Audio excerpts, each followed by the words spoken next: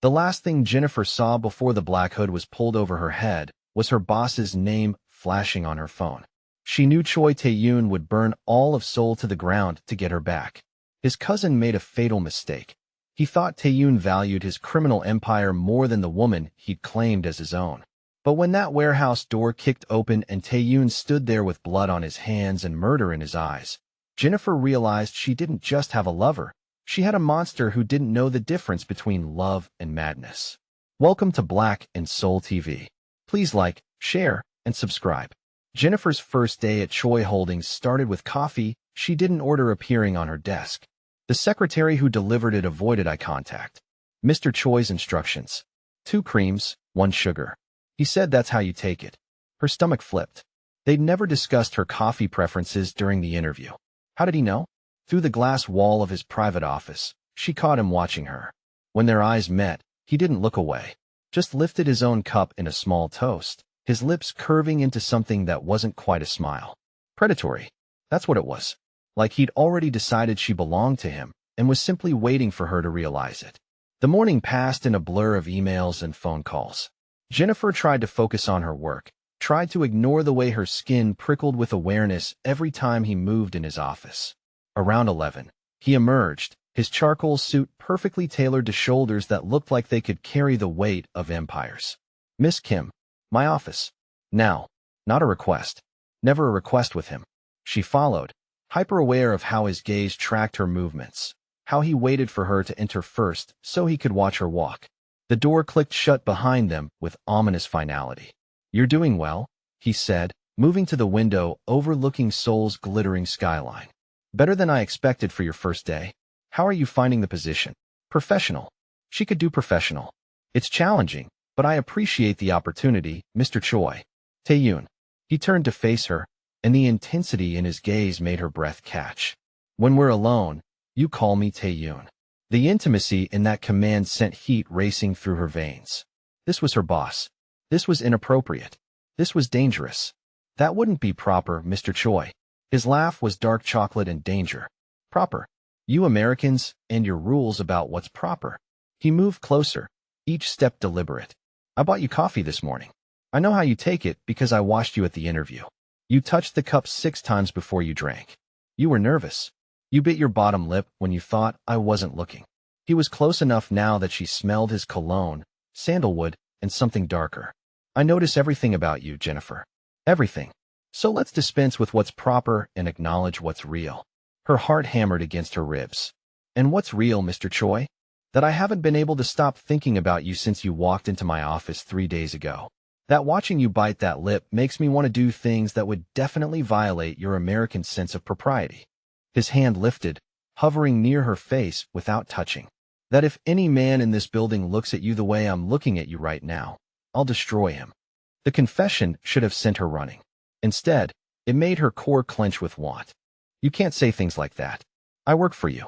This is inevitable. He stepped back, giving her space to breathe. But I'm a patient man, Jennifer. I can wait for you to stop fighting what we both know is going to happen. He returned to his desk, his expression transforming into cool professionalism like he hadn't just admitted to obsessing over her. That's all. You can return to your work. She fled. That was the only word for it. Fled back to her desk on trembling legs, her body aching and her mind screaming warnings she desperately needed to heed. Later that afternoon, a delivery arrived. 24 white roses with a card in precise handwriting. Patience is a virtue I'm willing to cultivate. For you. No signature. None needed. Jennifer stared at the flowers, her hands shaking. This man was her boss, clearly powerful, clearly dangerous, and clearly intent on pursuing something that could destroy her career and possibly her life. The smart move was to quit. Find another job. Run before whatever this was consumed her. Except she didn't want to run. God help her. She wanted to see what would happen if she stayed. The next day brought more flowers. Lilies this time, with a card that read, You wore your hair up today. I prefer it down, but I enjoy the challenge of imagining taking it down myself. Heat flooded her face. He was watching her. Always watching. When she looked up, he was on a call in his office. But his eyes were on her, dark and possessive and hungry. She should file a complaint. Should document this harassment. Should protect herself. Instead, She tucked the card into her purse like a secret she couldn't share. By the end of the week, Jennifer's desk looked like a flower shop. Her coworkers whispered. The other secretaries shot her envious and pitying looks in equal measure. Everyone knew the flowers came from Choi Tae-yoon. Everyone knew what it meant when a man like him paid attention to a woman like her. You're playing with fire, her friend Mia warned over lunch. Do you know what he is? What his family does? Jennifer's stomach clenched. What do you mean? The Choi family controls half of Seoul's underground. Import-export is just the legitimate face. Everyone knows. The police don't touch them because they own the police. Mia leaned closer. And Tae-yoon? He's being groomed to take over everything. You're not just getting involved with your boss, girl. You're getting involved with a criminal empire. The revelation should have changed everything. Should have sent Jennifer running. That night, she lay in bed in her tiny Seoul apartment, staring at the ceiling, weighing her options. She could quit tomorrow. Go back to Atlanta. Forget dark eyes and dangerous promises and flowers that kept coming like a courtship from another era. Except she'd already started falling. Already started craving the way he looked at her like she was the only thing in the world worth seeing. Already started wanting things that terrified and thrilled her in equal measure. Feelings falling, love is in the air. The warnings may sound like a joke till she enters his world. Will she stand with him to the end, or will she run away? If you believe in true love, hit the subscribe button and let's see what unfolds. The following Monday, Jennifer walked into Choi Holdings with her resignation letter in her purse and her heart in her throat. She'd made her decision. This had to end before it destroyed her. She'd tell him professionally, give 2 weeks' notice, and disappear before whatever this was became something neither of them could walk away from. Except when she arrived at her desk, Tae-yoon was waiting. Leaning against her workspace in a black suit that probably cost more than her monthly rent, his expression unreadable. Good morning, Jennifer. His voice was silk and danger. We need to talk. My office. Now. She followed on trembling legs, the resignation letter burning against her hip. The door closed. He didn't return to his desk. Instead, he stood too close, invading her space in a way that made her breath catch and her body respond despite every logical reason to retreat. You're going to quit. Not a question. How did he know? How? I told you. I notice everything about you. His hand lifted, cupping her face with devastating gentleness. You came in early. You're wearing the conservative suit you wore to the interview. You barely touched your coffee. And you can't look at me. His thumb stroked her cheekbone. You're terrified of this. Of me. Of what I make you feel. I can't do this. Her voice cracked. You're my boss. Mia told me about your family. About what you really are. His expression darkened. What I really am. He stepped back, running a hand through his perfectly styled hair. And what am I, Jennifer? According to your friend? Dangerous. Criminal. Someone I should run from. All true. His honesty was brutal. I'm everything she warned you about. I've done things that would give you nightmares. I will do worse to protect what's mine. His eyes locked on hers. But I've never lied to a woman I want. And I want you more than I've wanted anything in my life. The confession hung between them like a blade. Jennifer's hands trembled. This is insane. We barely know each other. I know enough. He moved closer again, unable to stay away. I know you bite your lip when you're nervous. I know you take your coffee sweet because your grandmother used to make it that way. I know you moved to Seoul to escape something or someone that hurt you. I know, his jaw clenched. I know that when your ex-boyfriend called last week, you deleted his voicemail without listening. And I know it took everything I had not to find him and make him regret ever touching you. Her breath caught. You've been watching me, following me, protecting you. His hand slid to her hip. There's a difference. Seoul isn't safe for a woman alone, especially a beautiful American who doesn't understand the dangers. The danger is you. But her body was betraying her, leaning into his touch. Yes. His forehead pressed against hers. I'm the most dangerous thing in your world right now. But I'm also the only thing standing between you and everyone else who might hurt you. His breath was warm against her lips. So quit if you need to. Run if that makes you feel safer. But know that I'll follow. I'll find you wherever you go. Because you're mine now, Jennifer. You just don't know it yet. The kiss was inevitable. His mouth on hers, demanding and possessive, and everything she'd been craving since that first interview. She should push him away. Should run. Should save herself. Instead, she kissed him back like a woman addicted to her own destruction. His hands gripped her hips, pulling her against him until she felt exactly how much he wanted her. She gasped into his mouth, and he swallowed the sound, his tongue claiming hers with devastating skill. This was insane. This was wrong. This was the best thing she'd ever felt. He broke the kiss with a curse, his breathing ragged, his control hanging by a thread. Tell me to stop. Tell me you don't want this. I can't. The admission cost her everything. I should, but I can't. His groan was pure need. Then don't quit. Stay. Let me. His phone erupted with calls. Multiple numbers, all urgent. His expression transformed from heated to lethal in a heartbeat. He answered in rapid Korean, his voice cold and commanding. Whatever he was hearing made his entire body go rigid with tension. He hung up with barely controlled violence. I have to go. Something's happened that requires my immediate attention. His hand cupped her face one more time. Stay? Please. We'll finish this conversation tonight. Tae-yoon, promise me you'll stay. That you won't run while I'm gone. The desperation in his voice made her chest ache. I promise. The relief in his eyes was almost painful. He kissed her again, quick and possessive, then was gone, leaving her trembling in his office with the taste of him on her lips and the terrible knowledge that she'd just agreed to stay in the orbit of Seoul's most dangerous man. That evening, Jennifer waited in her apartment, her resignation letter torn into pieces in her trash can. She'd made her choice. Reckless, dangerous, possibly fatal, but hers. The knock on her door came at midnight. She knew it was him before she looked through the peephole. Knew from the way her body responded, the way her heart raced. She opened the door to find Tae-yoon standing there, his suit rumpled, a healing cut on his sharp cheekbone, blood on his knuckles. What happened? Are you okay? Business. He stepped inside without invitation, his eyes scanning her apartment like he was cataloging every detail. Nothing for you to worry about. You're bleeding. She reached for his hand, but he pulled away. It's not my blood. The casual way he said it should have terrified her. Instead, it made something primal in her respond with heat. What was wrong with her? Tae-yoon, I need you to listen. He turned to face her, and the vulnerability in his eyes was more terrifying than any violence. What I do, what my family is, it's not going to change. I can't walk away from it any more than I can stop breathing. I'm not asking you to. You should be. He moved closer, his hands gentle despite the blood on them. You should demand I choose. But we both know I can't. My father built this empire. My family depends on me to lead it.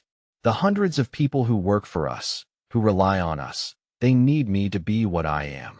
His thumb stroked her bottom lip. But I also need you. In ways that terrify me. In ways that make me weak. And weakness in my world gets people killed. Jennifer's chest tightened. Then maybe this is a mistake. Maybe we should, no. The word was guttural, absolute. I won't let you go. Can't. I've tried for 3 days to talk myself out of this obsession. Tried to convince myself you're just another woman. But you're not. His hands framed her face. You're the only thing in my life that isn't stained with blood and violence. The only clean, pure thing I've ever wanted. And I'm selfish enough to keep you even knowing I might destroy you. The honesty in that confession broke something inside her. She should run. Should protect herself. Should choose safety over this consuming fire. Instead, she pulled him down into a kiss that tasted like surrender and salvation and the beginning of something neither of them could control. He responded with desperate hunger, his hands sliding into her hair, gripping tight, like he was afraid she'd disappear. Tell me you want this, he demanded against her mouth. Tell me you understand what you're agreeing to. I want you. The words came easier than breathing. I know it's insane. I know it's dangerous. But I want you anyway. His groan vibrated through her chest. He lifted her like she weighed nothing, carrying her toward the bedroom with single-minded intensity. Once I have you, I won't let go. Ever. You need to understand that. I understand. She didn't. Not really. Not yet. But she would. God help her, she would. What happened next was heat and hands and mouths discovering secret places. His touch was possessive and gentle and everything she'd been craving. He worshipped her curves like a man starved, his hands and lips mapping every inch of her body until she was trembling and desperate beneath him. Beautiful, he breathed against her skin. Perfect. Mine. The claiming in that word made her core clench. When he finally moved inside her, filling her completely, she cried out his name like a prayer and a curse. He took her slowly at first, savoring every gasp and whimper, his eyes locked on hers in the darkness. "Look at me," he commanded when she tried to close her eyes against the overwhelming intensity. "I want to see everything. Every moment you come apart for me." The intimacy was devastating. More than physical. Something deeper happening between them that felt like souls recognizing each other across impossible distances. When she shattered around him, he followed, his release marked by her name torn from his lips in Korean and English both. After, he held her like she was precious and breakable, his hands gentle in her hair, his heartbeat gradually slowing against her back. "Stay with me tonight," he murmured. "Don't make me leave. I'm not going anywhere." She meant it. For better or worse, she'd chosen this. Chosen him. The morning would bring reality crashing back. But for now, wrapped in his arms, she let herself believe they could survive the storm they'd just created. The next morning, Jennifer woke wrapped in Tae-yoon's arms, his body warm against her back, his hands played possessively over her stomach. Sunlight filtered through her cheap curtains, painting everything gold and making last night feel like a fever dream. Except it wasn't a dream. He was real. This was real. And she'd just crossed a line there was no coming back from. "You're thinking too loud." His voice rumbled against her neck, sleep rough and intimate. "I can feel you panicking." "I'm not panicking." A lie. She was absolutely panicking. Liar. He pressed a kiss to her shoulder. "But it's okay. You're allowed to panic. What we did last night changed everything." She turned in his arms to face him. In the morning light, he looked younger, softer, almost human, almost safe. Except she knew better now. Knew what he was capable of, what he was willing to do. "What happens now?" Her voice was small. "Now I make sure everyone knows you're mine." His hand cupped her face. "Now I protect you from everyone who'll see you as my weakness and try to use you against me." The casual way he discussed the danger made her stomach clench. "Tae-yoon, maybe we should keep this quiet. If you're enemies, we'll know regardless." He sat up, the sheets pooling around his waist. "The moment I started sending you flowers, I painted a target on your back. The only way to keep you safe now is to make it clear that touching you means war." He pulled her into his lap with easy strength. "So yes, people will know. My family, my associates, my enemies. All of them will know that Jennifer Kim belongs to Choi Tae-yoon. And anyone who threatens you won't live long enough to regret it." The possessive declaration should have terrified her. Instead, it made heat pool low in her belly. What was wrong with her that his darkness made her want him more? "I need to shower," she managed, needing distance to think. "Join me." Not a question. Never a question with him. She should refuse. Should establish boundaries. Should prove she had some control in this relationship. Instead, she let him lead her to the tiny bathroom. Let him strip away the last barriers between them. Let him worship her body under the spray until she was gasping his name and forgetting why she'd ever thought resisting him was possible. By the time they arrived at Choi Holdings together, her in yesterday's clothes, him looking slightly less pristine than usual, every employee in the building knew. Jennifer felt the weight of their stares, heard the whispers following them like smoke. "Ignore them," Tae-yoon murmured, his hand possessive on her lower back as they stepped into the private elevator. "They'll adjust, or they'll find employment elsewhere. You can't fire everyone who gossips about us. Watch me." His smile was predatory. "I own this company. I can do whatever I want." The elevator doors opened directly into his office. Floor-to-ceiling windows overlooking Seoul, expensive furniture, and enough space to make her tiny apartment fit 3 times over. He brought her here instead of letting her go to her desk, claiming her publicly before the workday even started. "Tae-yoon, I have work. That can wait." He pulled her close, his hands sliding to her hips. "First, we discussed the changes that need to happen." "Changes?" Her stomach fluttered with nerves. "You're moving in with me tonight." The casual way he said it made her breath catch. "Excuse me. Your apartment isn't safe.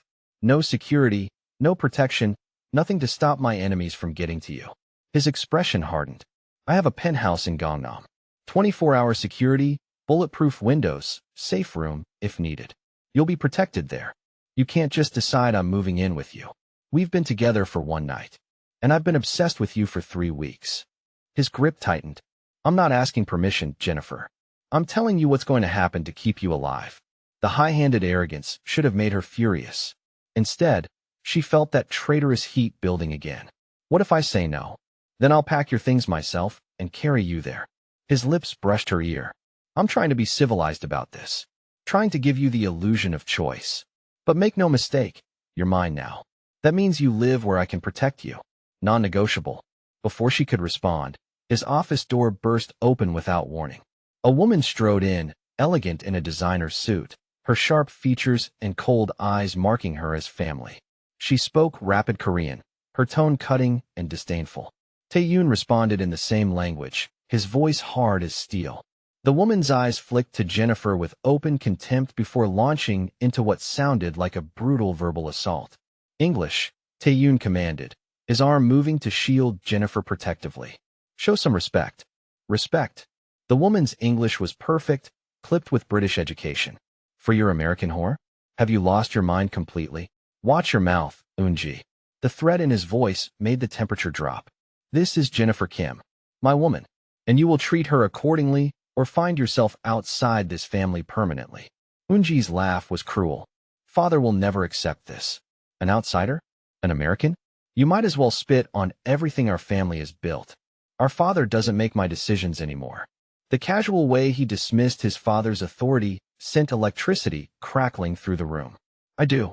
And I've decided Jennifer is mine. End of discussion. Then you're a fool. Eun-ji's eyes promised retribution. The clans won't accept her. Your enemies will use her against you. And when they do, when they make you choose between her and our family, you'll destroy us all for a woman you barely know. She turned to Jennifer, her smile vicious. Enjoy it while it lasts, sweetheart. Women like you don't survive in our world.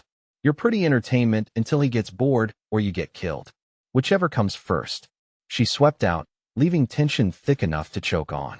Would he go against his clan, against his family for love? If you believe love will conquer, hit that subscribe button. Jennifer's hands trembled. Is she right? Will your family really? My sister is bitter because her own marriage was arranged for business. Tae-yoon turned Jennifer to face him. You're not entertainment. You're not temporary. You're mine. And yes, there will be people who have problems with that. People who will try to use you against me or hurt you to hurt me. His hands framed her face. But I meant what I said. Anyone who touches you dies. Family or not. The absoluteness in that promise should have sent her running. Instead, it made something primal in her respond with heat and security and the terrible knowledge that she was already in too deep to save herself. What have I gotten myself into? The question came out barely above a whisper. Me. His kiss was possessive and gentle, and everything she was starting to crave like oxygen. You've gotten yourself into me. And I promise you, Jennifer, I'm worth the danger. That afternoon, Tae-yoon had his driver take Jennifer to his penthouse while he handled what he called family business. The driver was silent, professional, and clearly armed. The building in Gangnam was everything he'd promised. Luxury that made her tiny apartment look like a storage closet, security that required 3 separate checks just to reach the elevator, and a penthouse that occupied the entire top floor. Mr. Choi's instructions were clear. A housekeeper said in accented English, bowing slightly. Your belongings will arrive within the hour. I've prepared the master bedroom. Dinner will be ready at 8, unless you prefer earlier. Jennifer stood in the massive living room, floor-to-ceiling windows showing Seoul spread out like glittering jewels, and tried to process how completely her life had transformed in less than 24 hours. Yesterday, she'd been planning to quit. Today, she was living in a penthouse with a man who'd killed for her and promised to kill again. Her phone buzzed. Mia's name flashed on the screen. Girl, please tell me the rumors aren't true. Please tell me you're not actually living with Choi Tae-yoon. Jennifer sank onto a leather couch that probably cost more than her car. I can't tell you that. Oh my God. Jennifer, do you have any idea what you've done? His family is. They're not just criminals. They're the criminals. The kind who make people disappear. The kind who, I know what they are. She cut her friend off gently. I know what he is. And I'm doing this anyway. Silence. Then, quieter. Are you safe? Has he hurt you? No. Never. That much was absolutely true. He's protective, possessive, but he's never. Mia, he makes me feel things I've never felt before. That's how it starts. Her friend's voice was sad. That's how men like him trap you. They make you feel special, chosen, protected. Then the cage door closes, and you realize too late you can't get out. Maybe I don't want to get out. The admission shocked them both. After they hung up, Jennifer explored the penthouse. 5 bedrooms, 6 bathrooms, a kitchen that looked like it belonged in a restaurant, an office with the same bulletproof windows as Tae-yoon's work office, and a master bedroom that was pure masculine luxury.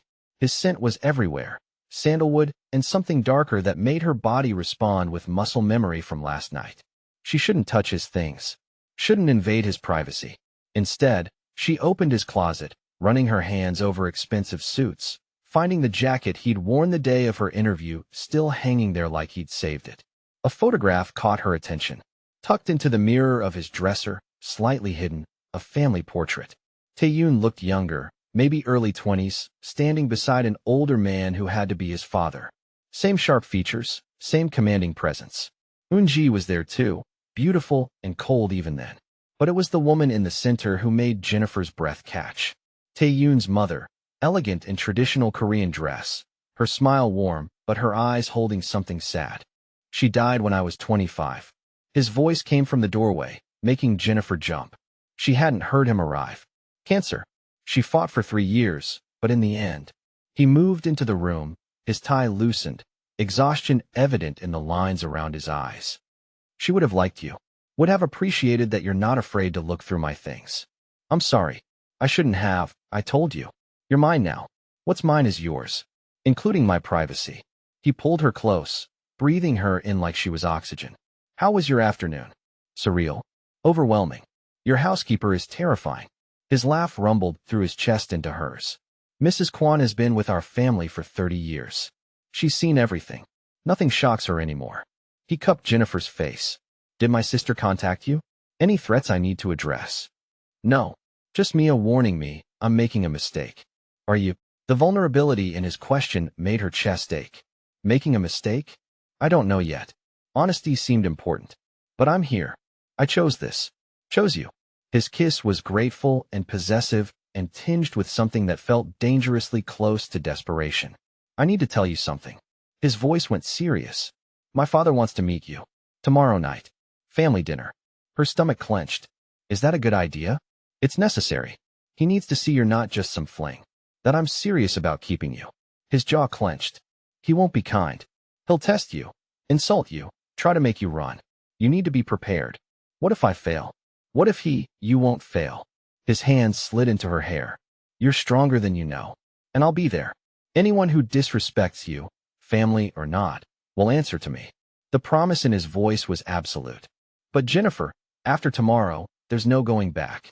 Once you meet my father, once you're acknowledged as mine in front of the family, you're in this completely. The danger becomes real. The protection becomes necessary. There's no safe exit. Are you trying to scare me into leaving? I'm trying to give you one last chance to run. She should take it.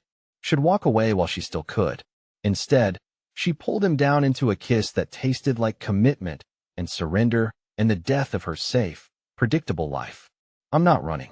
His groan was relief and need and possession all wrapped together. Then you're mine. Completely. Forever. He lifted her easily, carrying her to his massive bed. Let me show you what that means. What followed was heat and hands and mouths claiming each other with desperate intensity. He took his time, exploring every curve, every sensitive place, making her gasp and beg in ways that should have embarrassed her, but only made her want him more. When he finally moved inside her, filling her completely, his eyes locked on hers in the fading light. Mine, he breathed against her lips. Say it. Tell me you're mine. Yours. The word came easier than breathing. Only yours. The possession in his expression made her core clench around him. Again. Say it again. Yours, Tae-yoon. Always yours. He took her harder then, deeper, until she was crying out his name and forgetting every reason this was dangerous. Until the only thing that mattered was the feel of him inside her and the dark promise in his eyes that he'd never let her go. After, wrapped in his arms while their heartbeats slowed, Jennifer stared at the ceiling and tried to process the magnitude of what she'd agreed to. Tomorrow she'd meet his father. Tomorrow she'd step fully into his world of violence and power and danger. Tomorrow there would be no turning back. What are you thinking? His voice was rough, intimate in the darkness. That I should be terrified. But you're not. Not a question. He knew her too well already. No, I'm not. I should be, but I'm not. She turned in his arms to face him. What does that say about me? That you're exactly where you belong. His hand slid possessively to her hip. That you recognize what we have isn't normal or safe, but it's real. It's ours. He pressed a kiss to her forehead. Sleep. Tomorrow will be hard enough without you exhausted. But sleep didn't come easy. Jennifer lay awake long after his breathing evened out, watching Seoul's lights glitter through the windows, wondering if she'd just made the best decision of her life or signed her own death warrant. Either way, there was no going back now. The next evening arrived too fast. Jennifer stood in front of Tae-yoon's massive closet, wrapped in a towel, staring at the designer dresses that had appeared there sometime during the day. I can't wear these. They're too expensive. Too perfect for you. Tae-yoon emerged from the bathroom, towel slung low on his hips, water still beating on his chest. I had them sent over. We're the black one. Conservative, but beautiful. My father appreciates tradition even if he won't admit it. She wanted to argue about him buying her clothes, about the presumption, about the way he was dressing her like a doll for his family's approval. Except she had nothing appropriate for dinner with a crime lord, and they both knew it. The dress fit perfectly, hugging her curves in ways that made Tae-yoon's eyes darken with possession. Beautiful. His hand slid around her waist from behind. My father is going to hate that I'm keeping you. That will make me enjoy this dinner even more. Tae-yoon. She turned in his arms. What if he forbids this? What if he orders you to end it? Then I'll refuse. Simple. Absolute. I told you. No one makes my decisions anymore. Not my father, not the family, not tradition. You're mine. That's not negotiable. The conviction in his voice should have comforted her. Instead, it made her wonder what kind of war he was willing to start for a woman he'd known less than a month. The car ride to his father's estate was tense. Tae-yoon held her hand the entire way, his thumb stroking her knuckles in what might have been reassurance or might have been him needing the contact as much as she did. The estate was massive, traditional Korean architecture mixed with modern security, gardens that probably required a full-time staff, and guards everywhere. Remember, he murmured as they approached the entrance. You're here because I want you here. That makes you untouchable. Anyone who forgets that learns painfully why no one crosses me. His kiss was possessive, claiming her in front of the guards and staff watching. Stay close to me. Don't let anyone separate us. And if my father says something that hurts or insults you, don't respond. Let me handle it. The dining room was elegant and cold, much like the woman who'd visited his office. Eun-ji was already seated, her expression promising trouble. An older man, Tae-yoon's father, sat at the head of the table, his sharp eyes assessing Jennifer like livestock at auction. When he spoke, his English was flawless but his tone was ice. So this is the American who's managed to bewitch my son. Sit. Let me see what's worth risking our family's future. Jennifer sat where Tae-yoon indicated, his hand never leaving her lower back until she was settled. He took the seat beside her, close enough that his thigh pressed against hers under the table, a silent reminder that she wasn't alone. Father, this is Jennifer Kim. Jennifer, my father, Choi Min-ho. The introduction was formal, cold, nothing like the warmth Tae-yoon showed her in private. Min-ho didn't extend his hand, just studied her with eyes that had seen too much death to be moved by anything human. Kim, Korean descent, but American-raised. How convenient that you found employment with my son. I didn't seek out the position because of, I wasn't asking. His interruption was brutal. I was observing how predictable this situation is. Beautiful woman, powerful man, inevitable complications. He lifted his glass of whiskey, swirling it thoughtfully. Tell me, Miss Kim, what do you know about our family's business? Father, Tae-yoon's voice carried warning. She's my guest. You'll treat her with respect. I'm treating her exactly as she deserves, as a stranger who's inserted herself into family matters without invitation. Eun-ji smiled, clearly enjoying the tension. Father's right, Appa. She doesn't belong here. This dinner is a waste of time. Then leave. Tae-yoon's voice went deadly quiet. Both of you. If you can't show Jennifer basic courtesy, you're not welcome at this table. The shock on Min-ho's face was almost comical. Clearly, his son had never spoken to him that way before. You dare, I dare anything when it comes to protecting what's mine. Tae-yoon's hand found Jennifer's under the table, threading their fingers together. Jennifer is staying in my life. That's not up for debate. The only question is whether you accept that or whether we have this conversation again under less pleasant circumstances. The threat hung in the air like smoke. Minho's expression went from shock to calculating to something that might have been grudging respect. You've changed. His tone shifted slightly, less hostile, more curious. 3 months ago, you would have never challenged me. Certainly not over a woman. 3 months ago, I hadn't met her. Tae-yoon's thumb stroked Jennifer's hand possessively. Things change. People change. I've changed. Yes, you have. Minho's gaze fixed on their joined hands. The question is whether that change makes you stronger or weaker. Before Tae-yoon could respond, staff appeared with the first course.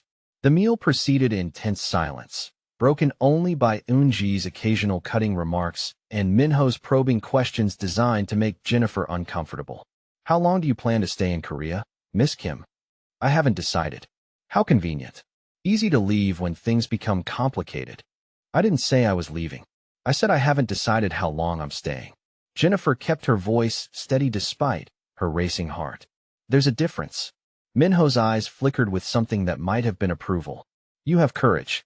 Foolish courage, perhaps, but courage nonetheless. He leaned back in his chair. My son tells me you're living with him now. In his penthouse. That's quite a commitment for a man who's never allowed a woman into his private space before. Father. Tae-yoon's warning was clear. I'm simply making an observation. Minho smiled, sharp and predatory. You must be remarkable to have inspired such devotion in a man who's spent his entire adult life refusing emotional entanglements. Jennifer felt Tae-yoon tense beside her. Whatever his father was implying, it was getting under his skin. I don't claim to understand what Tae-yoon sees in me. I just know that I care about him. That's all that matters. Care. Minho tasted the word like poison. Such a weak, American sentiment.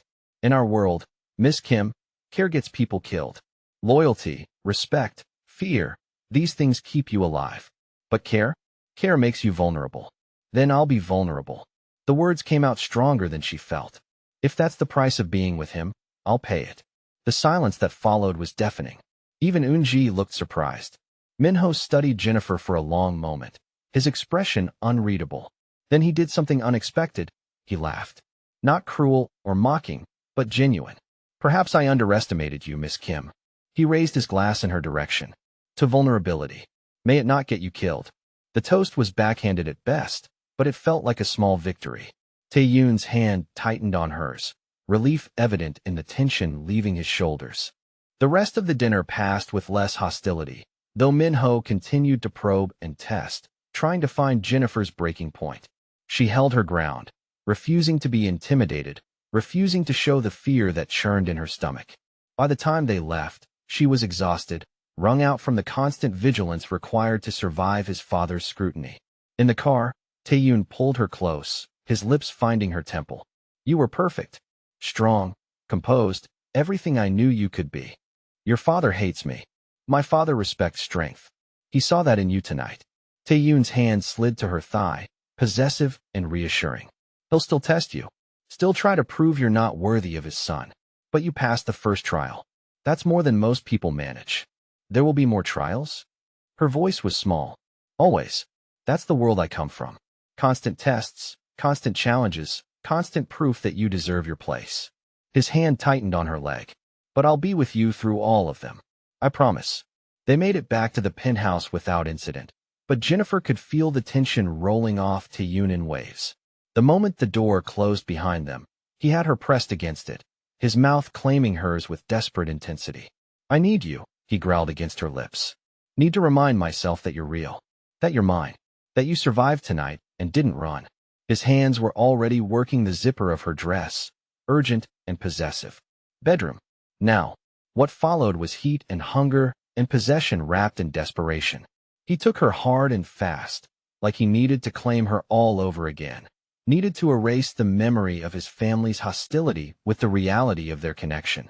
When she came apart beneath him, crying out his name, he followed with a groan that sounded like relief and need and something darker she couldn't name. After, wrapped in the tangled sheets with his heartbeat slowing against her back, Jennifer stared at the ceiling and tried to process what her life had become. 3 weeks. That's all it had been. 3 weeks since she'd walked into his office for an interview. 3 weeks since he'd looked at her like she was the only thing worth seeing. And now she was living with him, meeting his criminal family, surviving trials designed to break her. It was insane. It was dangerous. It was everything she'd never wanted and exactly what she couldn't live without. Stop thinking, Tae-yoon murmured against her neck. I can feel your mind racing. How do you do that? Know what I'm thinking? Because I know you. His hands played possessively over her stomach. Know your tells, your fears, your strength. He pressed a kiss to her shoulder. You're wondering if this is sustainable. If we can survive the pressure of my world. If what we have is worth the danger. Am I that transparent? To me? Always. He turned her in his arms to face him. The answer is yes. We can survive. We will survive. Because I won't let anything destroy this. Destroy us. The conviction in his voice should have comforted her. Instead, it made her wonder what he'd sacrificed to keep that promise. The next few weeks passed in a blur of adjustments. Jennifer settled into her role at Choi Holdings, navigating the whispers and judgment of co-workers who knew she was sleeping with the boss. Tae-yoon was ruthlessly protective, firing a senior executive who made a crude comment about her in a meeting she wasn't present for. The message was clear: disrespect Jennifer and face consequences. Living together brought its own challenges. Learning his routines, his preferences, the way he needed silence in the mornings and conversation at night. The way he worked late, returning home exhausted and blood on his knuckles more often than she wanted to acknowledge. She learned not to ask too many questions about his business meetings. Learned that sometimes he needed her to just hold him without demanding explanations. Learned that the man who ran a criminal empire with ruthless efficiency could be surprisingly gentle when he thought she was sleeping. But the danger was always there, lurking beneath their domestic routine. Security followed her everywhere. Her phone was monitored. Strange cars appeared outside the building she entered. And then the threat started. The first one came via email. Crude, explicit, describing in detail what would happen to her if Tae-yoon didn't meet certain demands. She deleted it, not wanting to worry him. The second came as a package delivered to Choi Holdings. Photographs of her leaving the gym, shopping, walking to her favorite coffee shop. Someone was watching her, documenting her movements, building a case for how easy she'd be to take. This time, she told Tae-yoon. His reaction was coldly furious. Within hours, he'd doubled her security, restricted her movements, and begun a hunt for whoever was threatening her. This is my fault, he said that night, pacing the penthouse like a caged predator. I knew bringing you into my world would paint a target on you. I knew it, and I did it anyway because I'm selfish. Because I couldn't let you go. Tae-yoon, you should leave. Go back to America. Disappear before they, his voice cracked. Before they use you to destroy me. No. She caught his hands, forcing him to look at her. I'm not leaving. I'm not running because some coward sent threatening emails. Jennifer, you don't understand. These people, they don't make empty threats. If they say they'll hurt you, they will. If they say they'll kill you, his hands trembled in hers. I can't protect you from everything. Can't be everywhere at once. And the thought of someone touching you, hurting you because of me. Then we deal with it together. She cupped his face, forcing him to focus. You and me. Together. That's how this works.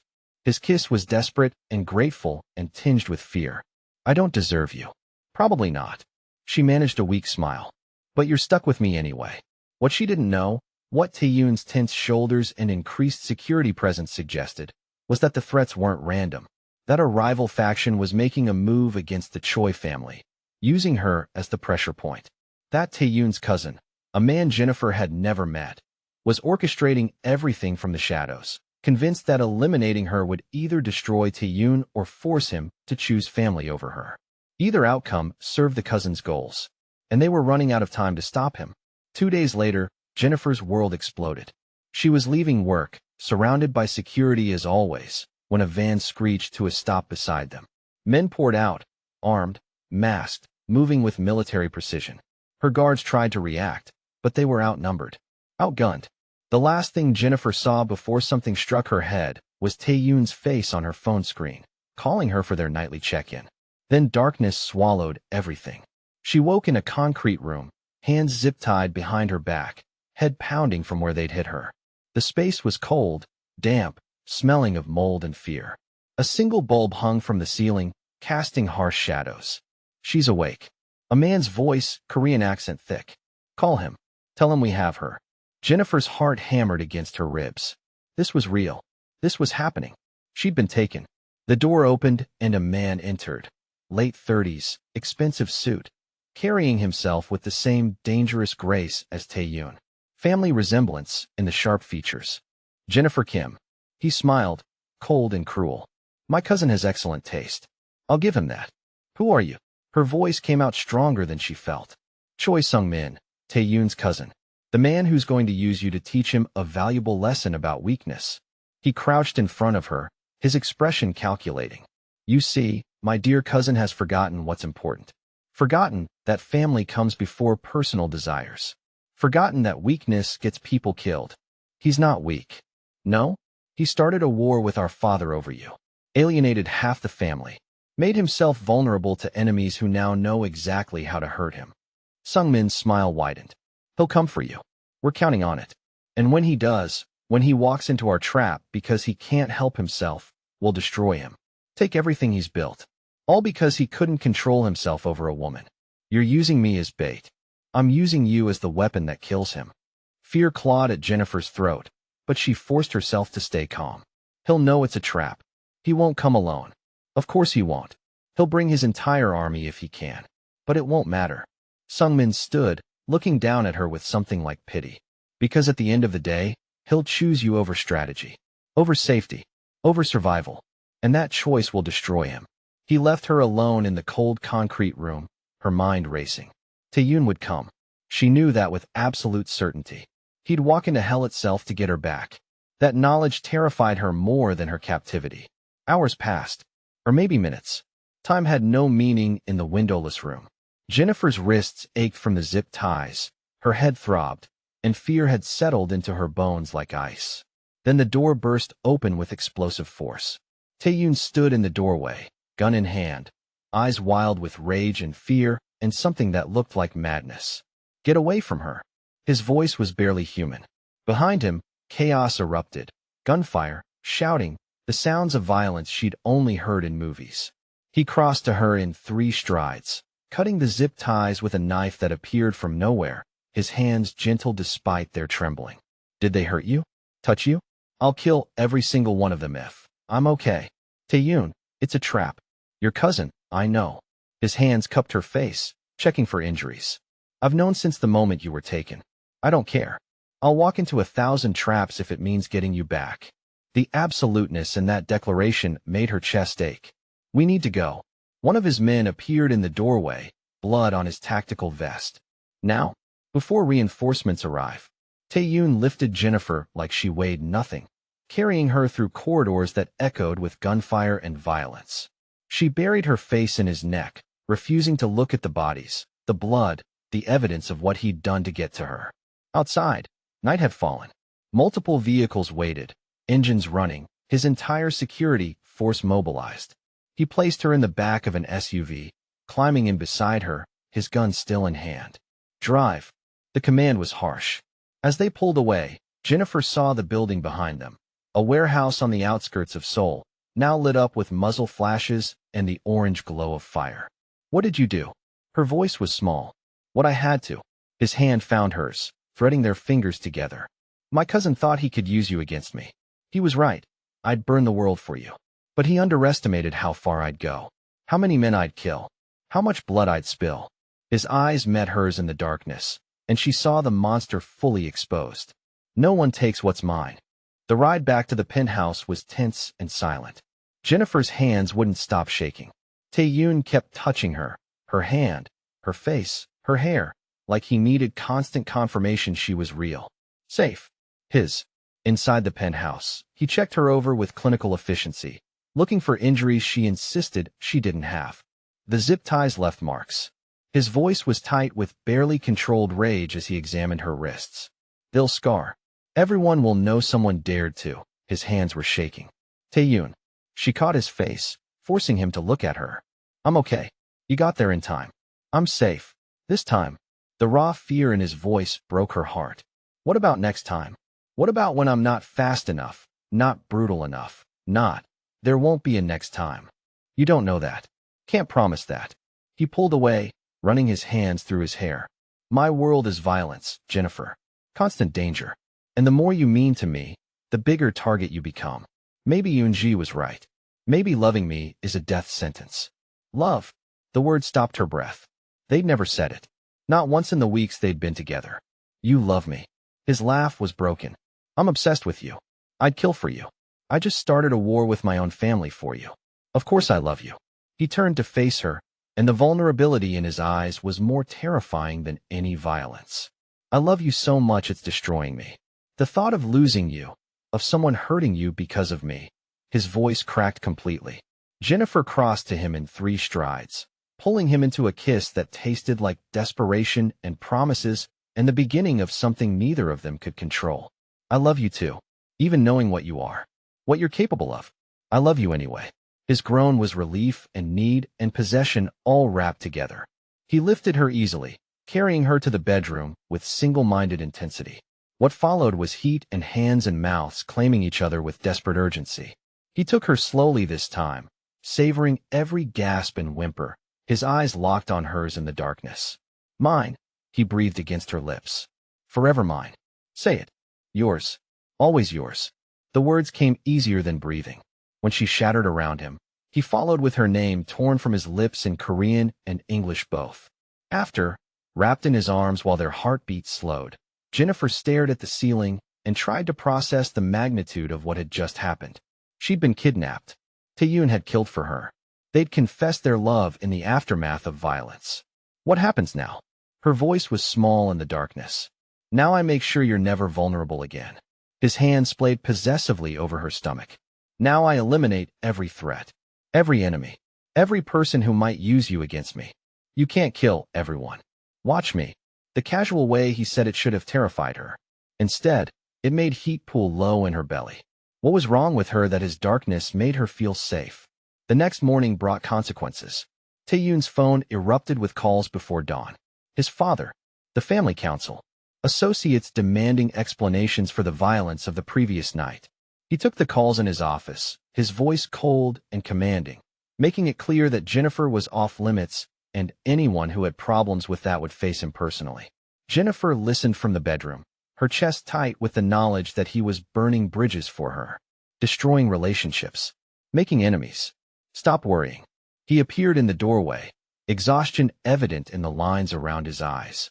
I can hear you thinking from the other room. You're going to lose everything because of me. No. He crossed to her, pulling her close. I'm choosing what actually matters. You. Us. The life we're building. His hand slid to her stomach in a gesture that was becoming habitual. Everything else is just noise. Your family will accept you or face consequences. I've made that clear. What he didn't tell her, what the tension in his shoulders suggested, was that the family council had given him an ultimatum. Marry Jennifer properly, a traditional Korean wedding that would legitimize her place in the family, or face exile. His father had been surprisingly supportive, recognizing that Tae-yoon's devotion to her was absolute, and trying to fight it would only drive him away completely. The wedding was scheduled for 3 months away. Enough time to plan something that would satisfy tradition while announcing to the entire criminal underworld that Jennifer Kim was untouchable. 2 months later, Jennifer stood in a traditional hanbok, the red and gold fabric beautiful and foreign against her brown skin. Around her, a team of women prepared her for the ceremony. Traditional makeup, hair styled according to custom, jewelry that had belonged to Tae-yoon's mother. You look beautiful. Eunji's voice came from the doorway. Tae-yoon's sister had been cold and hostile for months, but something in her expression had softened. My brother is fortunate. Thank you. Jennifer didn't trust the sudden warmth, but accepted it cautiously. I was wrong about you. Eunji moved closer, her own hanbok elegant and deep blue. I thought you'd run at the first sign of danger. Thought you were using him for money or status. But you stayed. You survived. You love him despite what he is. She reached out, adjusting Jennifer's necklace with surprising gentleness. That makes you family. And family, we protect. The acceptance in those words made Jennifer's eyes burn with tears she couldn't shed without ruining her makeup. I won't let him down. You already haven't. Eunji smiled, small but genuine. Now come. Your husband is waiting. And trust me, if you make him wait much longer, he'll storm in here and carry you out regardless of tradition. The ceremony was beautiful and overwhelming. Traditional Korean wedding customs mixed with modern touches, held in the estate gardens where cherry blossoms fell like snow. Tae-yoon looked devastating in his hanbok, his eyes locked on Jennifer from the moment she appeared. The vows were in Korean and English both, promising love and protection and partnership through darkness and light. When Tae-yoon slid the ring onto her finger, a band of diamonds that caught the light like captured stars, his hands trembled. "You're mine now," he whispered in Korean, then English. "Legally, spiritually, completely. I was always yours," she whispered back. "This just makes it official." His kiss was possessive and tender, and everything she'd been craving since that first interview. The reception was elegant chaos, important people from Seoul's criminal underworld mixing with legitimate business associates, everyone pretending not to know the real source of the Choi family's power. Minho gave a speech in Korean that Eun-ji translated, surprisingly warm in his acknowledgement that Jennifer had proven herself worthy of his son. "To family," he toasted, looking directly at Jennifer. However unexpected, she raised her glass, accepting the olive branch for what it was. That night, alone in the penthouse that was now officially theirs, Tae-yoon undressed her with reverent slowness, peeling away layers of traditional fabric to find the woman beneath. "My wife," he breathed against her skin, the possession in that word making her core clench. "Mine forever. Yours forever," she agreed, pulling him down into a kiss that tasted like promises and hope and the beginning of the rest of their lives. What followed was heat and tenderness and love wrapped in the kind of passion that made her forget where she ended and he began. 3 months later, Jennifer stood in their bathroom, hands shaking as she stared at 2 pink lines on a pregnancy test. They'd been careful, but not careful enough. Or maybe some part of her had wanted this, wanted the permanence of carrying his child, of binding them together in a way nothing could break. "Jennifer." Tae-yoon's voice came from the bedroom. "Everything okay?" She emerged with the test in trembling hands. "We need to talk." His eyes found the test, widened, and something that looked like wonder crossed his face. "You're pregnant." "Not a question. Is this, do you want yes?" She managed through tears that were equal parts fear and joy. "I want this. Want your baby.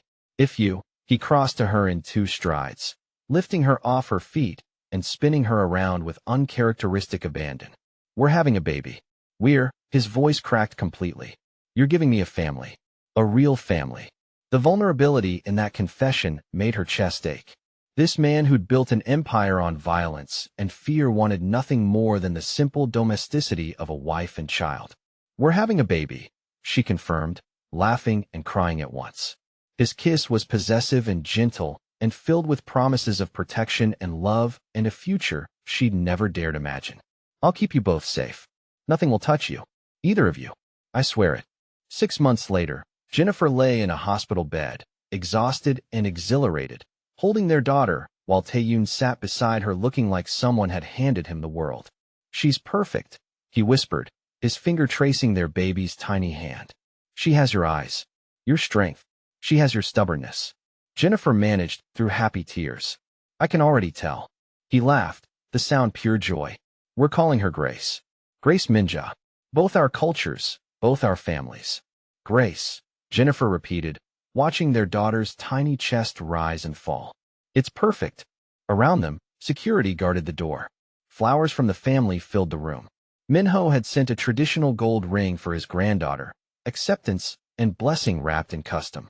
They'd survived violence and danger and all the forces that should have torn them apart, built something beautiful from obsession and fear and a love that had conquered everything thrown at it. "I love you," Tae-yoon whispered, kissing her forehead while their daughter slept between them. "Both of you. My entire world." "We love you too," Jennifer murmured, exhausted and complete in a way she'd never imagined possible. "Our beautiful monster." "Your monster," he agreed, his hand protective over their daughter. "Always and forever." And in that hospital room, surrounded by the evidence of his power and the softness of their love, Jennifer knew she'd made the right choice. Dangerous men made the best protectors when they loved fiercely, and she'd never been safer than in the arms of hers. If you love Jennifer and Tae-yoon's dangerous romance, hit that subscribe button because we've got more Afro-Korean love stories coming your way. Powerful men, strong women, and chemistry that burns everything down. Drop a comment telling me which trope you want next, And don't forget to like if you're Team Tae-yoon. See you in the next one.